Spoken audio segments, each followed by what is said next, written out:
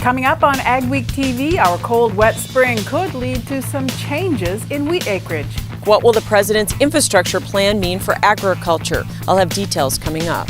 We'll hear about a farm education program just for women. And a popular ag personality makes her first visit to North Dakota.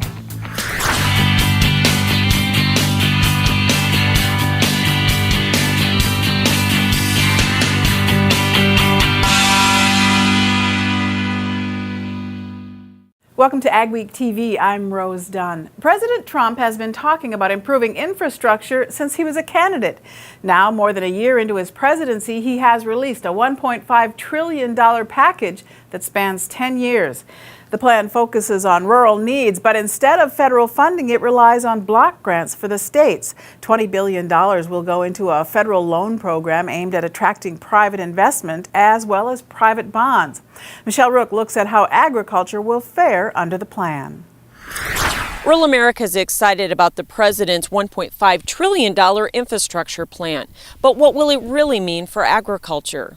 The plan spends $50 billion of the $200 billion annual federal investment in rural areas, which don't have the ability to generate user fees. We originate a lot of freight in rural America, but we don't have a lot of frequency and use of that system. Lock and dam upgrades were identified as a priority, but there were no federal dollars specified for projects. Well, even being from North Dakota, I understand that the locks and dams on the Mississippi River really need to be improved a lot. You know, they're old and antiquated. Yeah, also in the plan, there's some curtailment of funding for the inland waterway system, so that's a real concern for us. While railroads made investments after the crisis in 2014, farmers are hopeful the plan will fund more improvements. So our rail to the west coast has been affected the last few years with cold winters through the mountains. With county budgets strapped, the hope is block grants will also help fix thousands of rural bridges and roads that are deteriorating. Our bridges in South Dakota and our roads, some of our rural roads, have been a real obstruction to moving product to market. And from the river to roads, transportation impacts farmer profitability. If you make it more efficient, you'll get higher value for what you produce. 65% of the soybeans produced in South Dakota move to an export market, and infrastructure is critical. I'm Michelle Rook reporting for Ag Week. The key question regarding federal-state cost share programs is still, how will states come up with the money to qualify for the grants or for private funding matches for infrastructure projects? A big 2017 crop of table stock potatoes coupled with trucking problems have led to lower prices and concerns about how spuds will be shipped from the Northern Valley. Associated Potato Growers in Grand Forks handles about 30% of the valley's fresh or table stock potatoes. High yields in the Red River Valley last year, followed by a near-record crop in Florida, have helped drive prices down. But in addition, truck driver shortages and a new electronic logging system that limits driver hours have made shipping potatoes even more challenging. We have to be able to ship them within a certain time frame to be able to market them. With the truck shortages that we've experienced, we were unable to supply some of our suppliers with the product that they were looking for. And hence, because of that, I think we've lost business. We're just doing our best to move as much product as we can. Time will tell whether we get the crop all moved or not, I guess. Dolan says they were getting $15 to $16 per hundredweight until the end of February, but now they're getting $9 to $10.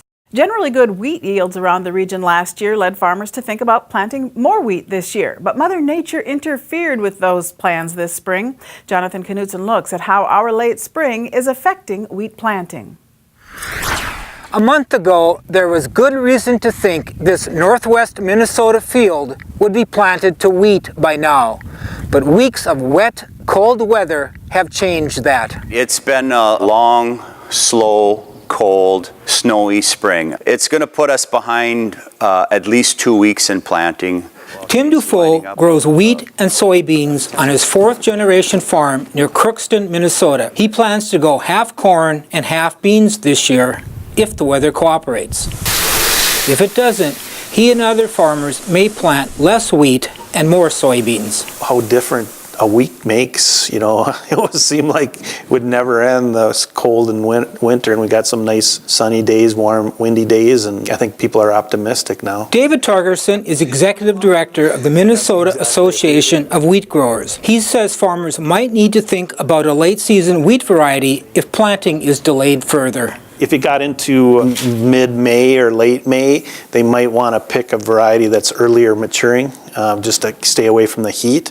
But right now, I don't think they're gonna make any variety changes. Our extension is maybe saying if it gets late, increase the seeding rate to help, because there's just not enough time and the heat hits the tillering of it. Although planting will be later than ideal, Minnesota wheat farmers are still optimistic about a good growing season.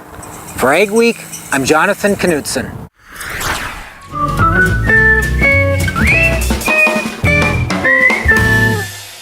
This week's Crop Stop takes us about 12 miles south of Moorhead to Comstock, Minnesota, where Mickle Pates found organic farmers Mark Askegard and his daughter Beth finishing the installation of an oilseed mill and automatic scale.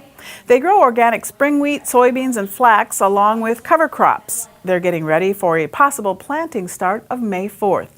In addition to getting their equipment ready and sourcing their seed, being organic means there's some extra paperwork. Being organic, we have to have an organic system plan, which we work on so that we document all of our seed sources and our equipment cleaning, as well as make sure that everything is done correctly according to OCI standards. Askegard says prices for organics are lower than they should be, due in part to fake organics coming in from overseas. Ahead on AgweekTV, Annie's project is back in North Dakota to help women become better farmers. At Superior Grain Equipment, we're committed to quality and service, offering you the best in grain storage and dryers for any size operation. Our experts will work with you to determine the most efficient and economical storage solution for your needs. We help protect your bottom line and your future with the industry's best bins and warranties. Make the superior choice for protection today and tomorrow with Superior Grain Equipment. Martinson Ag Risk Management offers a variety of crop marketing and crop insurance packages to our customers. With over 40 years of experience, our dedicated staff works hard to ensure you get the best advice on crop insurance, marketing, and risk management. Contact Randy or any of the staff at Martinson Ag Risk Management today at 701-205-4200 or visit us online at martinsonag.com. Get your row crops off to the right start with an Early Riser Case IH planter from Titan Machinery. Case IH Early Riser planters feature high-tech yet rugged planter row units that quickly adapt to the toughest seeding conditions, while leaving an optimal seed bed to promote early, uniform plant emergence. Only Case IH Early Riser planters are designed to leave a flat-bottom seed furrow, ensuring consistent seed depth and even emergence. Contact your local Titan Machinery location today for more information on the next generation of planting technology from Case IH. Advanced Grain Handling is your regional dealer for grain handler dryers, bins, and accessories. With Grain Handler's continuous mixed flow drying systems, you're capable of high levels of grain dryer efficiency on all types of grain, including seed grain. Advanced Grain Handling also carries West Steel's quality stainless steel products for on-farm and commercial grain storage solutions. Advanced Grain Handling has licensed and trained service techs and a licensed electrical shop. Get a hold of Chad Kylo to find the perfect solution for your farm. I'm 120, I'm 30, 130, I'm 55, once around the block, 212 miles right here, now I haven't time's up.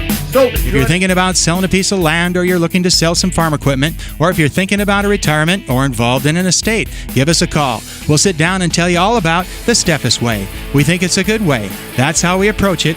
If any of those are in your plans, give us a call or go to steffesgroup.com. Learn all about us. Hope to hear from you.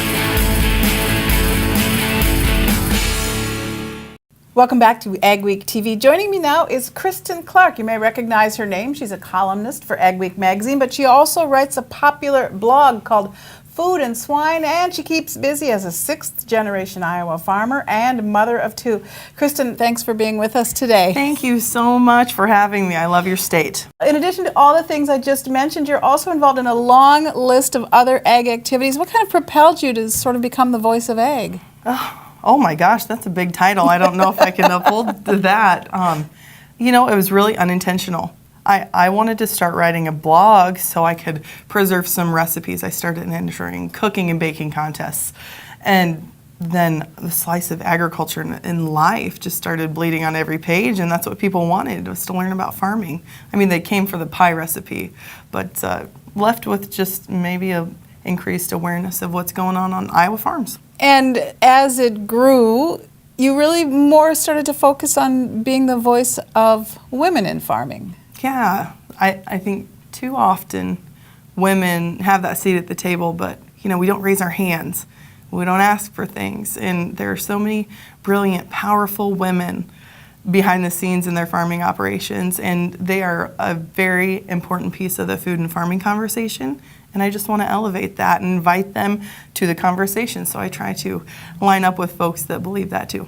As you're out there working with these groups, do you think it's a matter of there are more women involved in farming, or they're just being seen and heard more? I think they're being seen and heard more. I think, you know, in the past, maybe we were used to being behind the scenes a little bit more. And in a lot of cases, that support role on the farm, which is vital and critical, we all know, it tends to be a behind the scenes role. But you see, you know, I see in Iowa a lot more women stepping up, you know, on board of directors, and we have, you know, that diversified front when we're making decisions that really impact lots of farmers' lives. So it's encouraging to me. And in addition, you're also involved in Farm Her. Tell me about that. Oh, I love Farm Her. I'm an honorary member of the team. You know, I'm farming full-time with Dad, but the women of Farm Her, Margie Geiler Alanis, she started the company. They travel around, host great conferences, embracing women in agriculture and promoting and lifting each other up is something that I take really seriously. All right, well, thanks so much for taking time to be with us today. Thank you. Be sure and look for Kristen's column every month in Ag Week magazine and on agweek.com. Annie's Project is back in North Dakota. It's a farm management program designed to educate women about the business of farming. It was offered in North Dakota for several years, then discontinued in 2013. But recently, people started asking about it again, so an updated Annie's Project is being offered again on a pilot basis. Jenny Schlecht has more from the class in McIntosh County.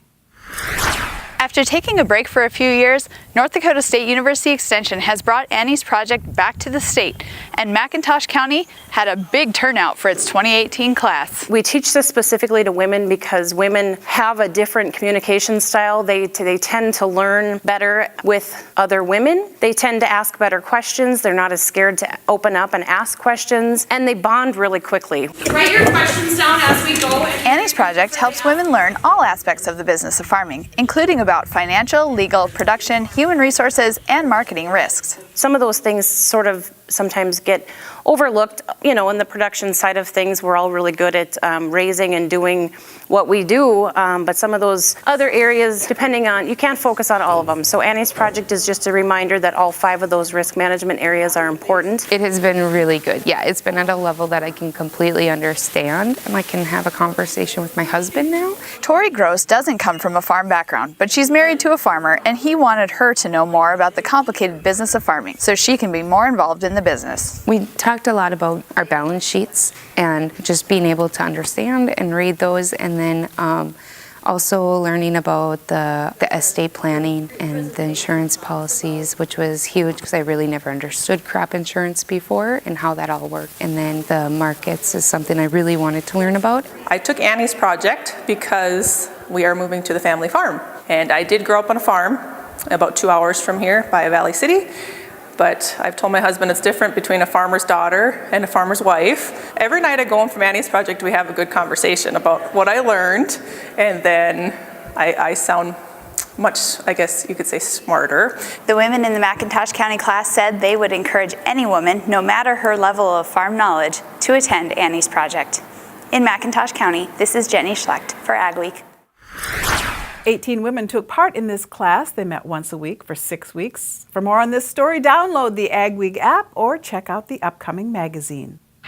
Spring seems to be here to stay. Your agri-weather forecast is next. And later, we'll celebrate Soy Foods Month with some easy and healthy soy recipes.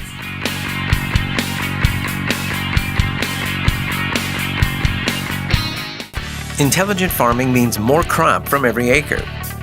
That starts with smart machines and precision application.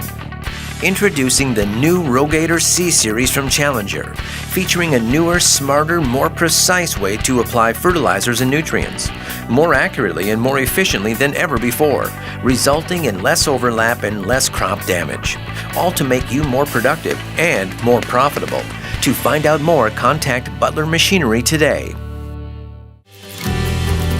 Micro Essentials is a premium phosphate product. It's a dry granular product. The main difference with a Micro Essentials type product is you have a homogeneous granule for the nitrogen, the sulfur, the phosphorus, and in this case the zinc is all in one granule. If you ever have a desire or a need to learn more about what does sulfur do within a soybean plant, what does the potassium do for the corn crop, we have microessentials.com. We also have a great resource, cropnutrition.com. Big Boy Toys.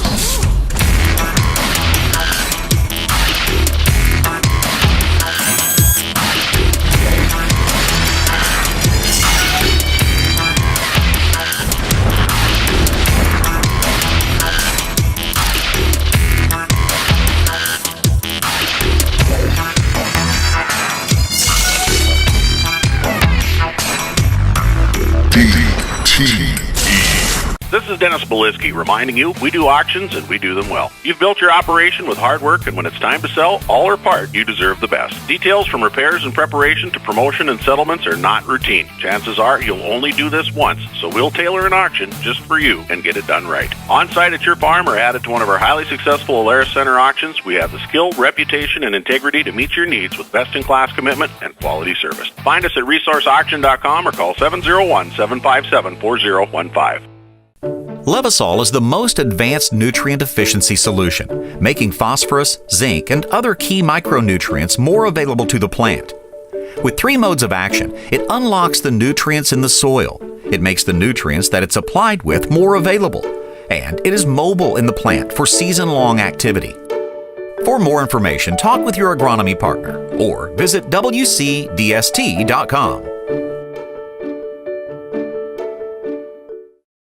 Weather portion of Ag Week, it has been a remarkable April, especially in the Midwest and the Great Plains and the Northern Plains. Colder than average temperatures through the 27th of April over really most of the continent. Exceptions, quite warm in the Southwest, down through Mexico, and Florida has had a fairly warm month, but most locations cold. Now, I should point out, globally, the spring, including the month of April, is going to turn out just like every other month has recently, above the 30-year mean and warmer than it's been in most of the last 100 years at least of measurement.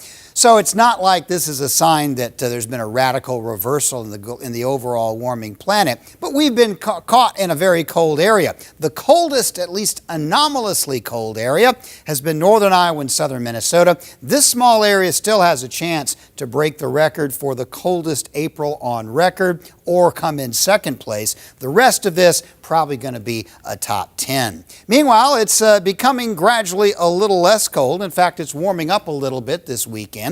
Some of these warm areas into the 70s and 80s, but it's temporary. As the jet goes through another little flip, we're going to start seeing cooler weather drop down into the northern plains and parts of the northern Corn Belt this week, but that looks fairly temporary as another high-pressure ridge will build up. Jet stream, the main polar jet, going pretty far north into western Canada and Alaska, and I think we may see a lot of this over the next few months, at least over the west, some fairly warm air. As we move toward the second week of this forecast period, May 6 through 12, starting off warm, but I do think there'll be a little bit of a cooling trend. Nothing really cool, just a little bit of an adjustment, you might say. The really cold weather will remain Canadian this time. As far as the upper level winds affecting moisture goes, there is a system along the west coast that will move in and bring, I think, a good chance of rain, maybe some storms early in the week as the heat relaxes. That'll cause some showers and storms down through the middle west. That'll then drop on south while we're cool and dry for a couple of days. Then as the ridge builds up back across the west, most of the Great Plains, Rockies, is going to be fairly dry. Southeast will get some rain, and that'll be about it. Heading into the second week of the forecast period, rain systems will be moving mostly along the jet. that. There may be some token showers in the northern plains, but for the most part, it's going to be fairly dry, but not too terribly warm. So in summation, looking at the first few warm days of the spring coming around recently and a few more days in the 70s and 80s. Rains, though, mostly fairly scant. Not a lot of widespread rains for the Dakotas, Minnesota, Iowa, or southern Canada. A few showers and thunder showers, about all we'll see. The real positive here, after a disappointing spring, field work is getting underway. Micro Essentials is a premium phosphate product. It's a dry granular product. The main difference with a Micro Essentials type product is you have a homogeneous granule for the nitrogen, the sulfur, the phosphorus, and in this case, the zinc is all in one granule. If you ever have a desire or a need to learn more about what does sulfur do within a soybean plant, what does the potassium do for the corn crop, we have microessentials.com. We also have a great resource, cropnutrition.com. Stein Seed Company is home to one of the most prolific, highest-yielding corn and soybean breeding programs in the world. When it comes to research, yield is what matters most. With the largest private soybean breeding program in the U.S. and the industry's most aggressive corn research, Stein is in a class of its own when it comes to developing new, higher-performing seed. Choose genetics. Choose results. Give Shane Kylo a call at 701-866-9864 to learn what Stein Seed can do for your operation. Mayo Manufacturing, your Red River Valley source for Badco.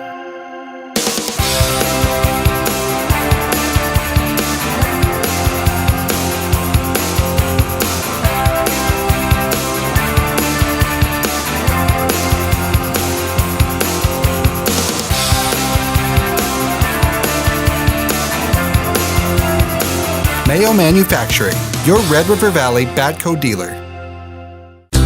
Luckin Trucks and Parts sells quality used parts for all makes and models. With over 50 acres of trucks and parts and new inventory arriving daily. Family owned and operated since 1966, Luckin's specializes in the sale of quality used medium to heavy duty truck parts as well as pre-owned trucks, trailers, and construction equipment. If it's on a truck, we got it. Call us today and let us get you your part. Small or large, Superior Grain Equipment has a storage solution for you with a wide variety of bin options and accessories, along with site planning and superior customer service. Plus, from top to bottom, we offer the industry's best bins and warranties to protect your products and your grain storage investment. Get superior quality, protection, and reliability with generations of experience and dependability. Make the superior choice today with Superior Grain Equipment. AgweekTV Soy Insight, brought to you by the North Dakota Soybean Council.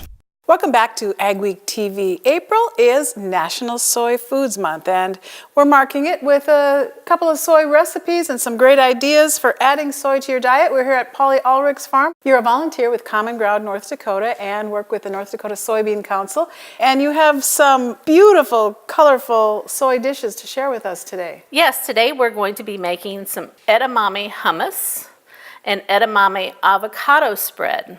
We're using two superfoods today, the edamame, which is super high in protein. These little beans right here have 35 to 45% protein. And we're also going to use some soybean oil in our recipe as well. Also heart healthy. Exactly. Has much lower cholesterol, and they're saying it's the healthiest oil that we can buy and use in our cooking. So to start, 1.5 cups edamame beans, a medium-sized avocado, a squeeze of lemon, salt, black pepper, onion powder, 3 tablespoons of soybean oil or vegetable oil, garlic, zest from a lemon, and then cilantro. And then I'm gonna let you... First I'm gonna chop? Yep, So, first chop. I'll pulse it a little. Yep. Okay, I think we've got it. And this serves up so nicely, and it's so bright and green and festive. And personally, I like this better than guacamole. A lot less guilt with this one. It is a lot less guilt. Soybeans are the underrated superfood because they have so much protein. And for ladies, they're the highest food in folic acid that you can find. You can use this as your appetizer for your parties, or use it in place of mayonnaise. Great idea. Yes, so you don't have those high calories that you get in mayonnaise. Instead, you use your edamame avocado spread or just straight edamame hummus, and it really kicks up your turkey sandwich. So much extra flavor, too. Yes. Well, thanks for sharing your recipe with us, Polly, and thanks to the North Dakota Soybean Council. You can find Polly's recipes on AgWeek.com. Still ahead, we have a big announcement about changes here at AgweekTV.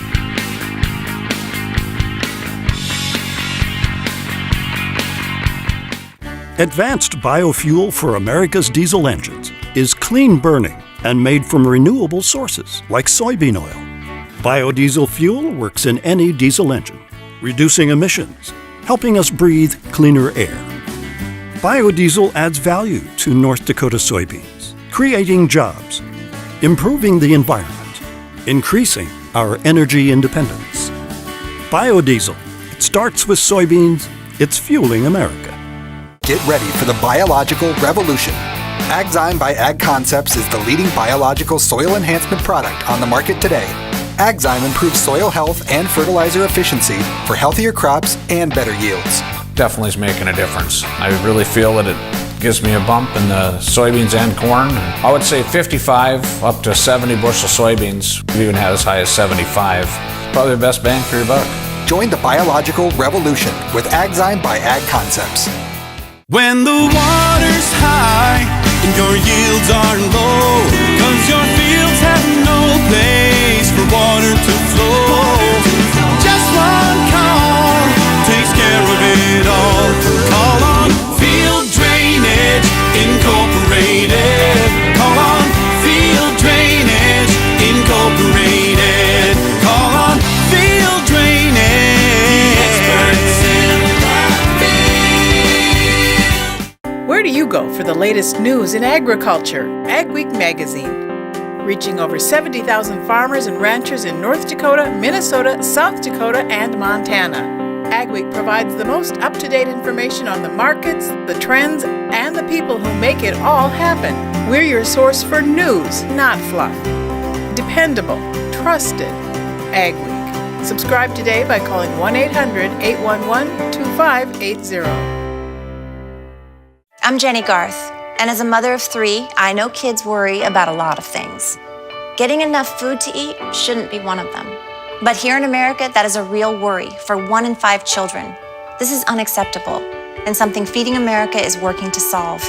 Through a nationwide network of food banks, Feeding America serves virtually every community in the United States, including yours. See how you can help your community. Visit feedingamerica.org. Together, we can solve hunger. Together, we're Feeding America. We have an exciting announcement to make about AgWeek TV. Michelle Rook is joining us as anchor. Her first show will be May 5th. Michelle has worked for AgWeek as a reporter since 2016. She grew up on a dairy farm near Watertown, South Dakota, and graduated from SDSU with a degree in ag journalism and dairy manufacturing, and she has a master's in journalism. Rook is also the farm director and market reporter for WNAX Radio, which she will continue. We look forward to her expanding her role at AgWeek TV beginning next week. Thanks for watching this week's edition of AgWeek TV. Remember, for all your ag news, go to agweek.com or download the AgWeek app, and be sure to follow us on Facebook and Twitter as well. We'll see you next time.